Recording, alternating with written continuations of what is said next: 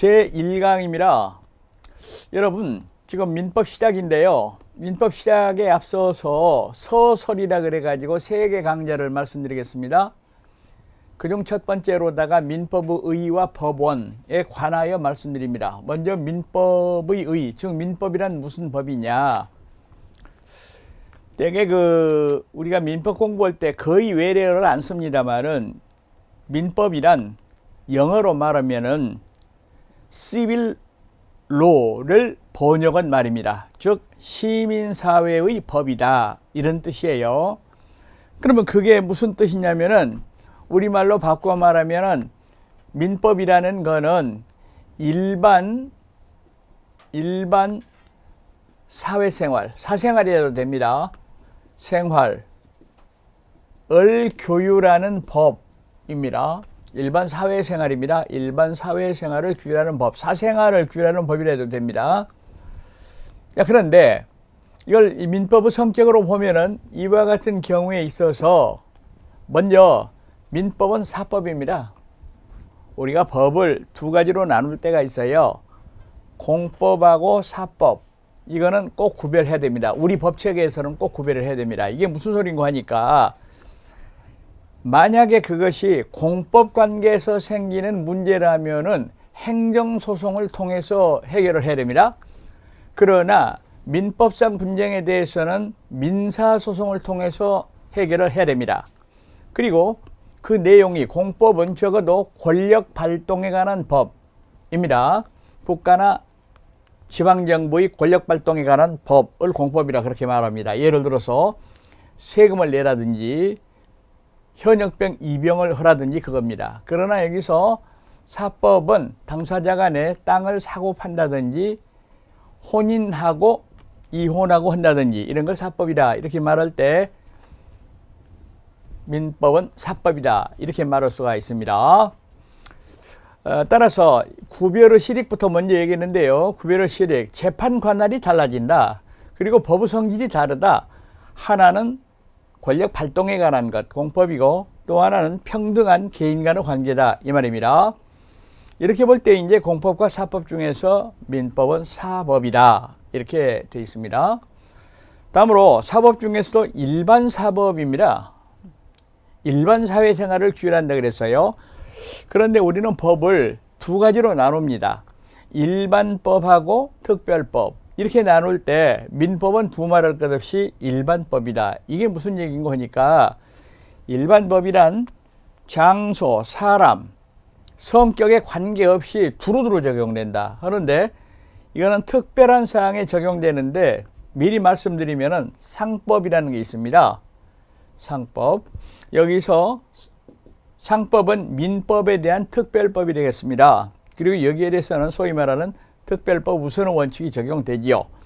그리고 여기서 특별법 상법이라는 것은 상인 간의 법률관계라든지 상행위에 관한 거, 이런 걸 우선 적용하고, 이 법을 우선 적용하고 일반법으로서 민법이 존재한다, 이런 얘기입니다. 다음으로 실체법입니다. 법을 다시 우리가 이렇게 나눌 수가 있어요. 실체법.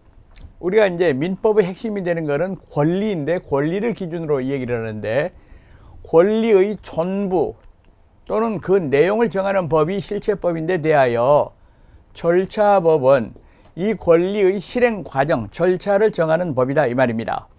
예를 들어서 민법에 의해서 소유권 이전 청구권, 매매대금 지급 청구권 등등이 있는데, 만약 그게 안 지켜졌을 때는 예컨대 민사소송법이라든지 민사집행법 적용됩니다. 민법은 그 중에서 실체법으로서 성질을 갖는다, 이런 얘기입니다. 그런데 우리가 민법이라 할 때는 통상 두 가지 얘기를 합니다. 하나는 형식적 의미의 민법입니다. 이거는 법률, 국회에서 제정된 법률을 말하는데요. 1958년에 제정돼 가지고 1960년 1월 1일부터 시행된 법률제 471호로서의 법인데, 여기에 이제 우리가 공부할 내용이 많이 들어 있습니다. 그런데 대하여 민사에 관한 사항을 전부 다 형식적 민법에 담지를 않고 나머지 규범에 의해서도 적용이 됩니다. 예를 들어서 민사에 관한 관습법이라든지 또는 민사에 관한 특별법 이런 게 있어요. 예를 들어서 말하면 주택임대차 보호법 이런 것들은 이제 특별, 그러니까 471호 여기에 들어가지 않고 특별히 만든 거고 관습법. 예를 들어서 분묘기지권이라든지 관습법상의 법정지상권 등등입니다. 그래서 형식적 민법하고 실질적 민법이 대개는 범위가 일치합니다. 대개는. 지금 이 그림이 이제 이렇게 돌아야 되는데 형식상이 이렇게 되어 있습니다. 그러나 예를 들어서 형식적 민법에는 실질적 민법 아닌 것도 들어 있어요. 예를 들어서 법인의 이사의 처벌 규정.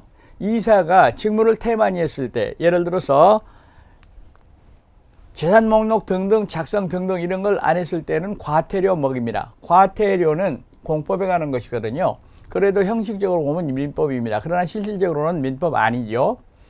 그리고 더 나아가서 예를 들어서 말하면 형식적 민법 아닌 것이라 하더라도, 예를 들어서 말하면 아까 보았던 관습법상의 법정지상권 이런 것은 실질적 민법에 포함된다라는 얘기입니다. 민법의 법원에 관하여 얘기합니다. 여러분 서론이기는 해도 법원 이 부분은 실제로 출제가 된다 이 말입니다. 법원이라는 것은 실질적으로 민법의 노릇을 하는 것 이렇게 생각해도 됩니다. 이거를 우리는 흔히 법의 연원이라고도 얘기를 해요. 법의 연원. 그러니까 우리가 재판을 할 때 뭘 근거로 재판할 거냐 하는 것을 법원이라고 얘기를 하는데, 개괄적으로 말하면 여기에는 두 가지가 있는데요. 하나는 성문법이 있고 하나는 불문법이 있습니다. 성문법은 아까 봤던 법률이라든지 행정부의 명령, 나중에 다시 봅니다. 조약 등등이 포함됩니다. 이게 아주 중요한 역할을 하는 나라가 독일, 프랑스입니다. 그래서 성문법주의 그러면은 대륙법계라고 말합니다. 그런데 불문법이 중요한 역할을 하는 나라가 있습니다. 특히 판례가 말이죠. 영미법이 그렇습니다. 그런데 우리 민법은 원칙적으로 성문법주의에 입각하고 있다라는 거 알아두시기 바라겠습니다. 민법 제1조가 성문법주의라는 걸 선언하고 있습니다. 그러면 이제 더 구체적으로 들어갈 때 우리 민법상의 법원을 볼 때 성문법이 대단히 중요하다 그랬습니다. 성문법이. 성문법 중에 우선 첫 번째가 법률이 있습니다. 법률. 법률에는 형식적 민법이 있습니다. 아까 보았듯이 1960년 1월서부터 시행된 법률. 그 외에도 민사특별법이라는 게 있습니다. 다시 말하면 형식적 민법은 자주 손대서는 안 됩니다. 개정하면 안 됩니다. 법률 생활이 불안정해집니다. 따라서 민사특별법, 예를 들어서 얘기할 때 주택임대차 보호법에 있어서 경제사정이 아주 달라집니다. 지금 옛날에는 집주인이 아주 셌는데 지금은 그렇지를 못합니다. 그런데 민사특별법은 원래 시민사회, 평등사회 이거에 수정을 가할 필요가 있다 했을 때, 예를 들어서 주택임대차 보호법에서는 최소한 임대기간을 2년 이상으로 하라 등등 이런 규정이 있습니다. 다음으로 민사절차법이 있습니다. 예를 들어서 말하면 민사집행법, 경매에 관한 절차를 규정합니다만은 민사절차법 이런 것 속에도 실체적인 내용, 권리의 내용에 관한 부분이 들어있다면 그것도 성문법원이 됩니다. 그리고 조약과 국제법규도 때로는 민사에 관한 것이면 민법의 법원이 된다. 다시 한번, 조약이라는 것은 국가와 국가 간의 권리 의무인데 거기에도 예외적으로 개인 간의 법률 관계가 들어있을 때가 있어요. 그 부분에 있어서 이 밑에 점 찍은 거 개인 간의 관계에 포함되어 있다면 그것도 민법의 법원이 될 수 있고 국제법규도 마찬가지다. 일반적으로 승인된 국제법규입니다. 그 외에도 명령, 행정부 명령입니다. 대통령령, 총리령, 부령 등등이 있습니다. 그리고 대법원 규칙, 조례 등등이 거기에 해당이 됩니다. 성문법 얘기했습니다. 다음으로 불문민법이 있습니다. 불문법에서 대단히 중요한 것은 관습법입니다. 이 관습법은 왕왕이 출제가 된다라는 거 여러분 유념하시기 바라겠습니다. 관습법이란 일반 사회의 시민생활에서 계속된, 계자만 쓰겠습니다. 계속된 반복된 관습이 있는데 그것이 너무 오랫동안 진행되다 보니까 법적 확신을 얻어가지고 법적 확신, 사람들이 그거를 위반하는 것은 성문법을 위반하는 것하고 똑같다, 이 단계까지 왔다는 겁니다. 자꾸 말합니다만은 분묘기지권이나 예를 들어서 말하면 관습법상의 법정지상권 이런 거는 반드시 지켜야 되고 위반되면은 재판을 통해서 이게 실행되도록 이렇게 되어 있습니다. 그러면 관습법의 성립 요건을 보면은 사회적 관행이 있어야 됩니다. 사회적 관행만 가지고 안 되고 그것이 법질서 전체에 합당해야 됩니다. 법질서 전체. 그리고 사회의 법적 확신을 취득해야 됩니다. 여기서 아주 중요한 판례가 하나 있습니다. 이 판례는 꼭 알아두시기 바라겠습니다. 그러니까 과거의 사회적 관행이라 하더라도 그것이 법질서 전체에 부합하지 않게 될 때는 법적 효력을 인정할 수 없다고 말입니다. 이 소리가 무슨 소리냐면은 옛날에는 종종 동성, 동본 이런 사람들의 모임 단체입니다. 구성원에 대하여 20세 이상 된 예를 들어서 성년 남자 했는데 그러니까 여자들은 종원이 될 수가 없었어요. 그런데 대법원에서 중요한 결정이 내려졌습니다. 이 결정, 이거는 헌법이 정하고 있는 남녀 평등에 맞지 않다, 위반된다. 따라서 이와 같은 관습법은 과거에는 효력이 있었지만은 사회상의 변화 때문에 이거는 효력을 가질 수 없다 해서 여러 가지로 시험에 나왔습니다. 예를 들어서 관습법도 법질서 전체, 즉 헌법적 효력에 위반될 때는 무효가 되어버린다, 이렇게도 나왔고, 예를 들어서 남녀 평등의 원칙에 위반된 거, 그거는 위헌이기 때문에 무효다, 이렇게도 나왔고, 종중 구성원의 자격 제한에 관하여 여성도 종중 구성원이 될 수 있다, 이렇게도 출제가 됐고요 하는 겁니다. 따라서 여기서 우선 성립 요건이 이렇게 되어 있는데요. 사회적 관행만 있고 이와 같은 법적 확신이 없을 때를 우리는 사실인 관습이라고 말합니다. 이건 나중에 다시 공부합니다. 다음으로 성립 시기는 법적 확신을 취득한 시기이다. 이게 이제 잘 보셔야 돼요. 대개는 법적 확신이 생겼을 때 성문법과 같은 효력이 생깁니다. 여기서 확자만 쓰겠습니다. 확신. 그런데 이제 실제로 구체적인 사건에 있어서 재판이 붙었을 때 판결로 확인이 됩니다. 예를 들어서 앞에서 보았던 관습법상의 법정지상권 먼저 확신이 있었고 그 다음에 판례가 확인을 했습니다. 정말 내가 부탁드립니다. 시험 문제에 만약에 관습법 성립 시기가 언제냐 하면은 사회적 확신을 취득한 시점이라 이렇게 알아두시기 바라겠습니다. 다음으로 관습법의 효력에 대해서는 보충적 효력밖에 인정이 안 된다.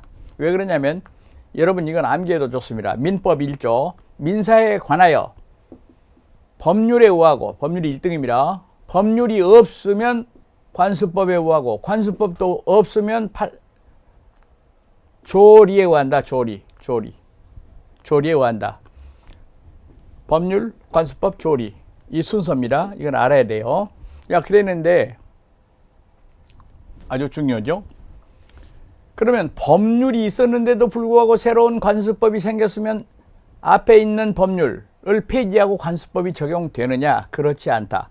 만약에 나중에 생긴 관습법이 기존의 법률을 개폐하는 효력이 있다면 그걸 변경적 효력이라고 그러는데 변경적 효력 없고 성문법이 정하지 않는 범위 내에서 보충적 효력만 인정된다, 이런 뜻이 되겠습니다.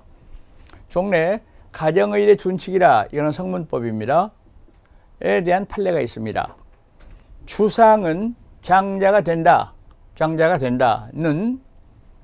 가정의례 준칙에 위반되는 것, 그런 거는 효력을 인정할 수 없다. 즉, 왜? 관습법은 보충적 효력밖에 없기 때문입니다. 그리고 판례에 의해서 승인된 관습법의 예를 들어보면 관습법상의 법정지상권, 명인방법, 양도담법, 분묘기지권 지금 설명하기에는 적절치 않습니다. 공부하면서 알아보기로 하겠습니다.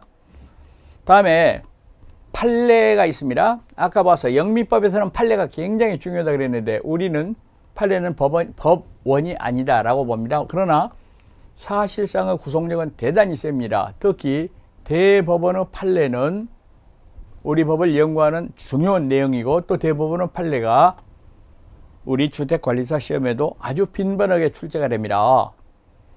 전체 문제의 약 한 35%, 37%까지 나옵니다. 다음으로 판례는 아니고 이제 조리입니다. 조리가 되겠습니다. 조리는 도리라고 해도 돼요. 도리. 사회생활에 있어서 응당 지켜야 할 것, 뭐 이런 등입니다. 조리도 법원입니다. 그러니까 법률 없으면 관습법, 없으면 조리에 의한다, 도리에 의한다 라는 얘기죠. 판례를 좀 소개해 보겠습니다. 주식회사 이사의 보수지급. 주식회사의 말이죠. 주식회사는 경영 통해서 이제 영리를 추구하는 겁니다. 정관에 아무런 규정이 없어. 주주총회에서도 아무런 규정이 없어. 관습법에도 아무런 규정이 없다 하더라도 지급해야 된다. 조리에 따라서. 아까 봤습니다. 종원의 자격, 남성으로 제한하는 것, 이런 거는 위헌이다. 이건 조리에 따른 것이라고도 볼 수가 있습니다.